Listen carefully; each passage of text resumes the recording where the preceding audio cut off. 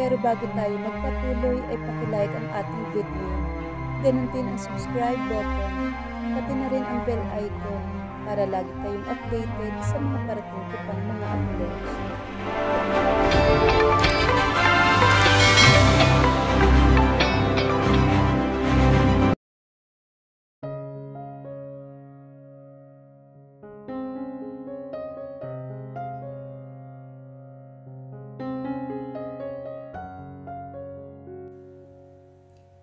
Isabela Ignacio, isang secret assassin na nagmula sa makapangyarihang angka ng mga Ignacio.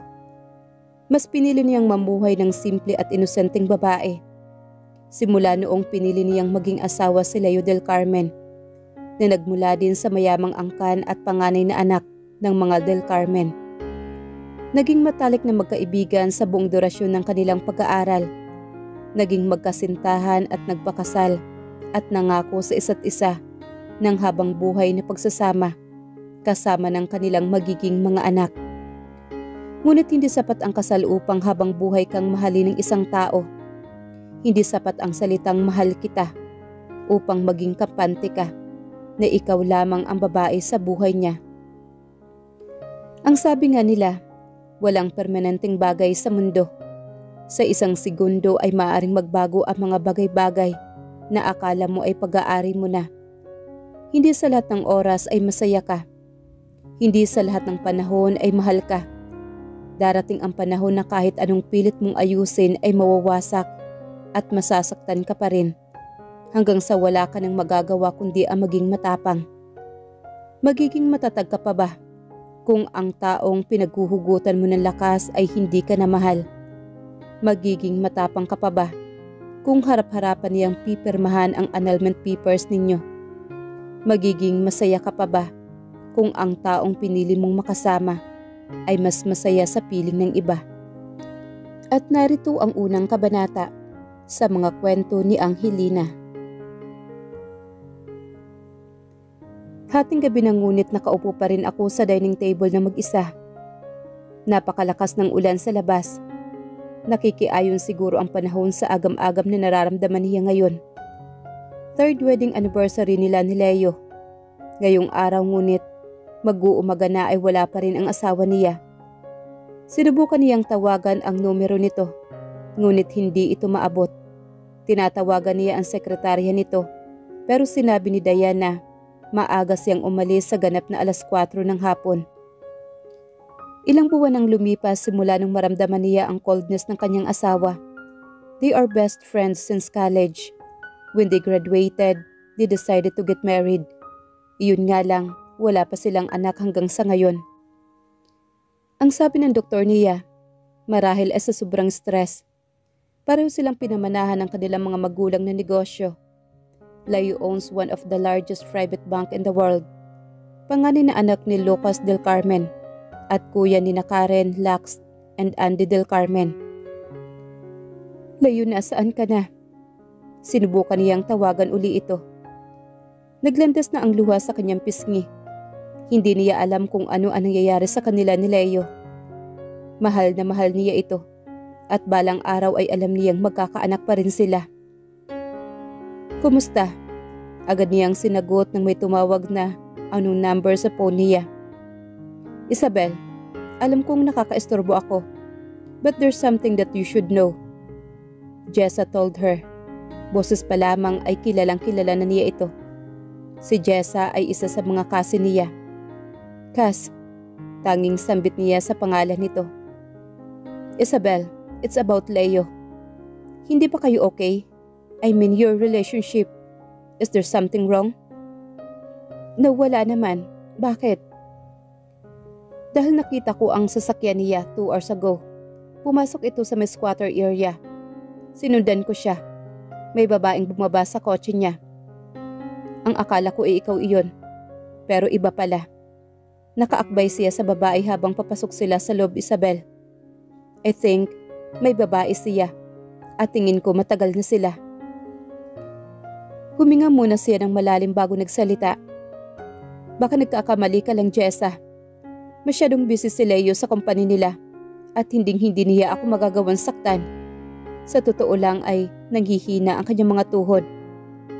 Come on Isabel, matalino ka. Pwede mong tingnan para sa sarili mo. Ipapadala ko sa iyong address. Mabuti na yung ikaw mismo ang pupunta. To see is to believe, wika nito. Salamat sa concern mo, Cass, but Layo will not do anything like that. Hindi siya ganon. Kilala natin siya simula pa noong college, hindi ba? Walang ibabaing na link sa kanya simula nung maging kami. Hay naku, sige, ikaw ang bahala. Ang sa akin lang, hanggat maaga ay putulin mo na ang relasyon nila.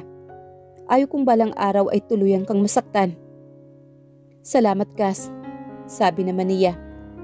Natapos ng pag-uusap nila ni Jessa, ngunit nakatulala pa rin siya at nasa tainga pa rin niya ang kamay at ang cellphone niya. Totoo ba? Baka naman kaibigan lang iyon ni Leo. Nagtitiwala siya rito. Alam niyang hindi siya lulukuhin ng kanyang asawa. Pero paano kung totoo na may ibang babae ang asawa niya? Matatanggap ba niya? Kakayanin ba niya? Tumayo siya at tuluyang nawala ng gana. Nagluto siya ng paborito niyang pagkain. May wine para sa kanila. May kandila na malapit ng matunaw ngunit wala pa rin ang asawa. Happy anniversary to us, love. Naluluhan niyang sambit sa kawalan. Nagpalit siya ng damit na pantulog. Kahit hindi pa man inaantok dahil nabalitaan, ay nagising ang lahat ng kamalayan niya. Tumunog muli ang cellphone niya. It was just a text messages. Pinasa nito ang address na sinasabi nitong babae ni Leo. Kinuha niya ang isang attache case na 4 na taon na niyang itinatago. Niyakap niya iyon. 4 na taon na rin simula nang iwan niya ang Secret Red Lions. Sa kauna-unahang pagkakataon after 4 years, ay binuksan niyang muli iyon. Nakita niya ang kanyang cellphone, baril at ang kanyang mga files. 4 na taon na siyang tumigil bilang assassin dahil pinili niyang magkaroon ng pamilya at magkaanak na muna. Nakita niya ang larawan ng Secret Red Lions. 10 silang babae, pero ang close niya dati ay sina Kathy Del Carmen, Sarah Tammy Hope at si Caitlin. Hinawakan niya ang kanyang baril at hinimas-himas iyon. Walang nakakaalam ng tungkol sa pagiging secret assassin niya. She also a secret billionaire. Sadyang tumigil lang at naglaylo na muna siya. Nag-focus na muna siya sa company nila at kay Leo. Bigla niyang tinuyo ang kanyang mga luha at dalidaling itinago muli ang attache case nang marinig ang mga yabag na papunta sa kwarto. Gising ka pa, love? Yeah, hinihintay kita. Saan ka pala galing? Ba't inumaga ka na? I'm so sorry. Nagkaroon ng emergency meeting sa company kanina. Wika nito. Tumango naman siya. Ba't ang sabi ng sekretarya nito ay maaga itong umalis? Sino ang paniniwalaan niya? Okay, kumain ka na ba? Yeah, busog na ako. Nalungkot siya sa narinig buhat rito. Nagluto ako ng mga paborito mo. Aniya rito. Talaga? Bakit ka naman Oh my baby, I'm so sorry, I forgot. Happy anniversary, my love. Niyakap niya ito at hinalikan sa labi. Isang malamig na halik mula dito. Matagal na bang ganito kalamig ang halik at yakap ng asawa niya? O sadyang tanga lamang siya na hindi naramdaman ang malamig na pakikitungo nito?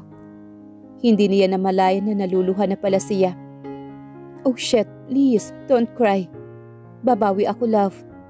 Nag-aalalang sambit nito. Hindi ako papasok bukas. Ilalaan ko ang oras ko sa iyo, love. Uwi ka nito. Tumango siya habang napapangiti at naluluha siya. Mahal kita. Wika niya habang yakap ito na mahigpit. Don't you ever do this to me again, Leo. Ayaw kong masaktan, please. Huwag mo akong sasaktan. Wika niya habang umiiyak. Nasa boses niya ang pagmamakaawa. Of course, love. Tipid nitong sambit. Niyakap nila ang isa't isa hanggang sa nakatulog silang dalawa. Akala niya ay matutulog na siya pero hindi pa pala.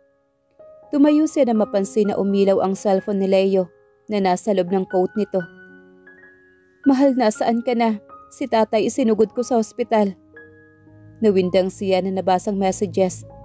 Nakailang missed calls na rin ang numerong iyon Bagong-bago rin ang mensaheng iyon. Biglang nagring ulit ang phone niya. Sinagot niya but she didn't talk. Umiiyak ang babae sa kabilang linya. Mahal, wala na si tatay. Nasaan ka na ba? Dali-dali niyang ibinaba ang tawag at ibinalik ang phone niya sa coat nito. Wala na sa tabi niya si Leo na magising siya kinabukasan. Tumayo siya upang hanapin ito sa labas, ngunit wala na kahit na anino nito. Kinuha niya ang cellphone niya at binuksan nang may makitang isang mensahe na galing sa asawa. May bigla ang dumating na kailangan ko itong asikasuhin kaagad. Huwag mo na akong hintay ng hapunan. Baka gabi na ako umuwi. Ingatan mo ang sarili mo. Nakatulala siya habang binabasa ang mensahe ng asawa. Nakalimutan nito ang pangako nito sa kanya, and worst, naalala na naman niya ang nabasa niya kagabi sa sipi nito. Mahal. Mahal ang tawag ng kung sino mang babaeng iyon sa asawa niya. At ang isiping bigla na lamang umalis si Leo ay nakakapagpatunay na maaaring totoo ang sinasabi ng pinsan niyang si Jessa. Nagbago siya para dito. Simula nang iligtas siya ni Kathy at Sarah, ay tinalikuran na niya ang pagiging assassin niya dahil gusto na niyang magkaroon ng pamilya at ng tahimik na buhay kasama si Leo. She gave up everything for him and chose to live a normal life and simple life with him. Naging plain housewife siya. Leo is innocent. Wala itong kaalam-alam tungkol sa pagiging assassin niya. Inilihim niya ang lahat rito. He thought isa lamang siyang simple at maamong babae. But sa mundo ng mga assassin, siya si Black Tiger. Matagal siyang nawala sa mundo ng mga assassin dahil ang akala ng mga kasamahan at organisasyon nila ay patay na si Black Tiger. Pero nagkakamali ang mga ito. Nakasurvive siya para sa kanyang misyon. Binuksan niya ang phone secret map niya. Kagabi may ikinabit siyang device para malaman ang whereabouts ni Leo. Sino iyong makapal ang mukhang malakas ang loob na agawin ang asawa niya? She zoomed the location. Nasa isang morgue ang asawa niya. So to the rescue pala kaagad ang magaling niyang asawa sa babae nito. Binuksan niyang muli ang secret attache case niya at kumuha ng isang maliit na baril na maitatago lamang niya sa loob ng jacket niya. No one is gonna mess with her. Walang sino man ang makakaagaw sa mahal niyang asawa. Naligo siya at nagpalit ng damit. Nagsuot siya ng black pants, black sleeveless at black jacket. Nagsuot na rin siya ng cap at black shades. First time na niya ulit na magsuot ng ganito noong nagsasama na sila ni Leo, ay iniba niya ang kanyang pananamit. More ladylike siya kapag kasama ang asawa. Sa itsura niya ngayon, sino ang mag-aakalang siya si Isabela? Layla mahal, I'm sorry. Kaagad niyang niyakap ang kanyang kasintahan. Nang makita itong nakatayo at umiiyak sa tabi ng kabaong ng ama. Kagabi inumaga na sila ni Layla sa pagbabantay rito. Akala nila ay okay na ito ngunit bigla na lamang raw ulit inatake ang matanda at nabawian ng buhay. Mahal, wala na si tatay. Niyakap siya na mahigpit ng dalaga. Layla is just 19 years old. Nakilala niya ang dalagita na minsan ay inibitahan siya ng kanyang mga kaibigan na sina Zen at Roy sa isang bar. Waitress ito sa naturang bar at sa unang kita pa lamang niya sa dalaga ay nabighani kaagad siya sa maamong mukha nito. Lalo na noong nakausap niya ang dalaga ay nabighani rin siya sa malambing na boses nito. Kaya simula noon ay palagi na niyang pinupuntahan ang dalagita sa bar hanggang sa natagpuan na lamang niya ang sarili na nahulog na rito at isang gabi nang ihatid niya ito sa bahay ay sinagot na kaagad siya ng dalaga. 3 buwan na ang lumipas simula nang maging silang dalawa ni Layla. Pero wala itong kaalam-alam sa totoong estado niya sa buhay. Inosente ito na isa siyang bilyonaryo at may asawa na. Mahal niya ang asawa niya pero sa ngayon ay mas lamang ang nararamdaman niya kay Layla. Parang nakakaramdam siya ng excitement sa tuwing nakakasama at nakikita niya ito. Ilang beses na ring may nangyari sa kanilang dalawa at aminado siyang napapabayaan na niya si Isabel, ang asawa niya. Naaawa siya rito pero hindi niya pwedeng iwasan si Layla lalo na't naibigay na nito sa kanya ang iniingatang puri nito. Umupo sila sa mahabang silya. Hindi na kasi uuwi sa bahay ang labi ng ama ng Layla. Siya ang gumasto sa hospital at hanggang sa bayad ng pagpapalibing ng ama ng kasintahan. Ang alam ng dalaga ay nagtatrabaho siya sa isang napakalaking company. Marami siyang plano para sa dalaga. Gusto niyang pag-aralin ito, bumili ng bahay at lupa para sa pamilya nito, upang hindi na magsiksikan pa ang mga kapatid at nanay nito sa maliit na bahay sa squatter. Sa ika-4 na buwang bansari nila, ay ibibigay na niya ang sorpresa niya rito. Nagpatayo siya ng isang kafeterya. Mahilig mag-bake ng mga dessert ang dalaga, at pangarap talaga nitong magkaroon ng kafeterya. Balang araw para mapasaya niya ito sa mansari nila, ay susurpresahin niya ang kanyang kasintahan. He is 28 years old, while Isabel, his wife, is 25. Magkasintahan na sila ni Isabel simula pa noong college sila. Pero naghiwalay sila ilang taon, ngunit nang magkita muli sila, ay kaagad naman silang nagkabalikan at kaagad rin niyang pinakasalan si Isabel. She is really like a goddess. She got perfect body and matalino rin ito. Pero siya lamang talaga ang may problema. Nahulog siya sa isang batang-batang dalagita at ngayon nga ay nakatali na siya sa 2 babaeng parehong mahalaga sa kanya. Mahal, huwag mo akong iwan ngayong gabi please. Kailangan kita. Naluluhang sambit ng dalaga habang hiyakap-yakap pa rin siya nito. Nagmamakaawa ang mukha nito. Yes, mahal. Sasamahan kita. Hindi kita pababayaan. Sambit naman niya rito. Hindi pa siya handang sabihin dito na may asawa na siya. Natatakot siya na baka bigla siyang iwan ni Layla. Salamat, mahal. I love you so much. Ang sakit talaga ng pagkawala ni tatay. Ayaw kong makaramdam ng ganito, mahal. Ayaw kong masaktan. Ayaw na ayaw kong may nawawala sa buhay ko. Hindi ko kakayanin, Leo. Huwag mo akong ipagpapalit, ha? Ipangako mo na ako lang ang mahal mo, okay? Wika nito. Napalunok siya at pinagmasdan ang maamong mukha nito na parang isang anghel na bumaba sa kalangitan. Yes, Layla. Hindi kita iiwan dahil mahal na mahal kita. Ikaw lang, wala nang iba. Pautal niyang sambit habang niyayakap ang luhaang babae. Gustong sumabog ng puso niya habang pinagmamasdan mula sa malayo ang 2 taong magkayakap. So there she is, ang babaeng sinasabi ni Jessa na nakita nitong kasama ang asawa niya at ang mismong babaeng tinatawagang mahal ni Leo. Parang pinipiga at unti-unting tinuturok ang puso niya sa sandaling iyon. Leo, what have I done to you? Ano ba ang kulang sakit ang takuha mong mambabae? Sigaw niya sa kanyang isipan sa oras na iyon. Hindi niya kayang makita sa ganoong ayos ang asawa niya at ang babae nito. May natitira pa naman siyang kaunting respeto sa pagkatao niya. Kaya ipinasya na muna niyang lumabas sa lugar na iyon. Hinampas niya ng paulit-ulit ang manibela ng kotse niya. Hindi niya maiwasang hindi sumigaw upang makawala ang matinding sakit na nararamdaman niya sa sandaling iyon. Hindi niya maipaliwanag kung gaano kasakit at kahapdi ang kanyang nararamdaman sa mga oras na iyon. Para siyang unti-unting sinasakal. Hindi niya lubos akalaing magagawa ng asawa niya ang labis siyang saktan. Anibersaryo pa naman nila kahapon, pero puro sakit ang tanging nararamdaman niya. Iniisip kaya siya sa sandaling ito ni Leo, sa tuwing hinahalikan siya at niyayakap. Naiisip ba nito na may babaeng nasasaktan?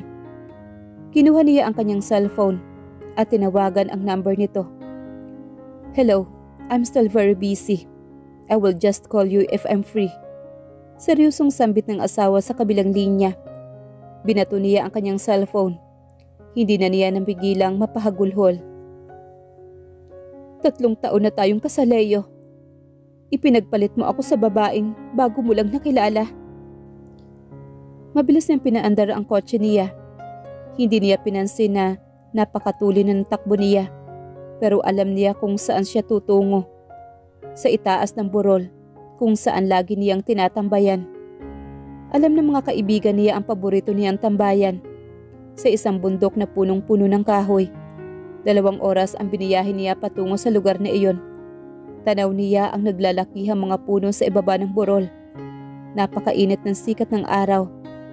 Ngunit sa burol na iyon ay parang sobrang lamig na parang nasa Baguio lamang siya dahil natatakpan iyon at napapaligiran ng malalaking puno. Ngayon alam na niya hanggang kailan siya kakapit sa pagmamahal niya sa asawa. Lalaban ba siya? Siyempre naman, mas matagal na sila ni Leo at siya ang legal na asawa nito, kaya dapat lamang siyang lumaban. Mahal na mahal niya ito. Ito lamang ang tanging lalaking natutunan niyang mahalin. Binunot niya ang kanyang baril na nakatago sa loob ng jacket niya. Ikinasa niya iyon at walang habas na pinagbabaril ang mga malalaking puno sa ibaba. Gusto niyang ilabas ang lahat ng hinanakit niya. Ang sakit at hapdi na dala ng pagtataksil ng asawa niya. Mahal ang tawagan ng dalawa. Tinagalog lamang ang tawagan nilang dalawa. Sige, ilabas mo lang yan. Come on, take my gun. Kulang pa ang mga balang itinanim sa mga punong iyon. Naibsa na ba yung sakit na nararamdaman mo? Lumingon siya sa taong nagsalita sa likuran niya at tinutukan niya ito ng baril. Caitlin, anong ginagawa mo rito? Tanong niya sa isa sa mga kaibigan niyang si Caitlin. Isa rin itong magaling na assassin. Nakasama nila sa Secret Red Lions. Ang Secret Red Lions ay binubuo ng mga magagaling na assassins na pinapadala sa iba't ibang bansa para sa Top Gun mission. Matagal na siyang hindi nakakabalik doon. Hinayaan na lamang niyang isipin ng organisasyon na patay na siya. Ngunit sa hindi inaasahang pagkakataon ay kinuha siya at ang pamilya niya ng isa sa mga sekretong mafia generals ng bansa. Ginamit nito ang pamilya niya upang gawin ang isang misyon, ngunit hindi natuloy dahil tinulungan siya ni Kathy at Sarah. Marahang inaabot sa kanya ni Caitlin ang black card. Maybe it's time for you to go back. Lahat sila ay hinihintay si Black Tiger. Umiling naman siya. I can't, Caitlin. You know why? Aniya sa kaibigan. At panininigan mo pa rin pala talaga ang pagiging plain housewife mo. Pagkatapos ng ginawa niya sa'yo? Wake up, Isabel. May iba na siya. 3 buwan ko na siyang sinusundan. At sa loob ng 3 buwan na iyon, nakikita ko sila palagi. At gusto mo pa bang malaman ang iba? Take this. May ibinigay ito sa kanyang isang puting card. Pangalan iyon ng isang bar. Kinuha niya ang card na iyon at inilagay sa bulsa niya. Hindi na ako babalik, Caitlin. Siya ang pinili ko dahil mahal ko siya. Ayaw ko nang buhayin pa ang nakaraan ko. Aniya. Sige. Kapag darating ang araw na tuluyan ka ng masasaktan, iniwan nito ang black card sa malaking bato na nasa tabi nito. I think that will be useless dahil gagawin ko ang lahat para balikan ako ng asawa ko.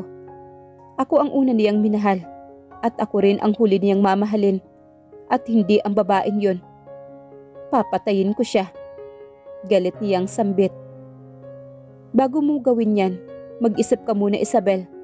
Baka tuluyan kang kasuklaman ni Leo kapag ginawa mo yun. Makahulugang sambit naman ni Caitlin sa kanya. Umiling siya at hindi na pinansin pa si Caitlin. She will try to gain back his love again. She will try to persuade him again. Bibigyan niya ng chance si Leo. Kailangan nitong iwan ang kabit nito bago pa siya tuluyang mawala sa sarili at baka makagawa niyang burahin ang babaeng iyon sa mundo. Umuwi siya pagkatapos niyang magwala sa burol na iyon. She tried to compose herself. Itatago na muna niya ang pagiging assassin niya sa harap ng mga taong nagkakasala sa kanya. Kapag patuloy pa rin siyang dudurugin at pasasakitan, ay saka na niya ilalabas ang tunay niyang pagkatao na nagtatago sa isang maapong mukha niya. Susubukan niyang pigilan ang sarili. Kung nais niyang patayin ang babaeng yon, ay walang kahirap-hirap niyang magagawa iyon. Kapag hindi ito makikipaghiwalay sa asawa niya, siya ang magpapahiwalay sa mga ito. Susubukan niyang mag-relax. Kailangan niyang kontrolin ang galit niya. She will act like an angel kahit na gustong-gusto na niyang pumatay ng tao. Nagiinit na ang dugo niya. Nangangati na ang kanyang mga kamay. Tumayo siya at binanlawan na ang kanyang sarili at saka kinuha ang roba na nakasabit sa gilid ng pintuan. Nakarinig siya ng yabag papasok ng kwarto niya. Nakita niya ang kanyang asawa. Nakikita niya ang pagod sa mukha nito. Nilapitan niya ito at pinulupot ang braso sa leeg nito. Hinalikan niya ito ng buong alab. Wala itong imik habang hinahalikan niya ito sa labi nito. Kahit na tinutusok ang kanyang puso sa ginagawa nito. At pilit pa rin niyang tinuturuan ng sarili na maging matapang at subukang kunin muli pabalik ang pag-ibig nito para sa kanya. "Love, I miss you." Malambing niyang sambit sa asawa. Inabot niya ang belt nito at gusto niya itong kalasin. "Baby, I'm so tired," sinabi nito. "Sandali lang naman, love. Miss na kita, please." Pero nanatili pa rin ang mga titig nito sa kanya. "I said I'm tired, Isabel." Bahagya siyang itinulak sa kama at muntika na siyang mabuwal. "Sige, love. Magpahinga ka na." Malungkot niyang sambit. "Ikaw ba ang pagod, love? O ang puso mo ang pagod nang mahalin ako?" Malungkot niyang tinitigan ang asawa habang nakadapa ito ngayon sa kama. Ilang gabi na rin itong palaging puyat. Sigurado sa pag-aasikaso sa kasintahan nito.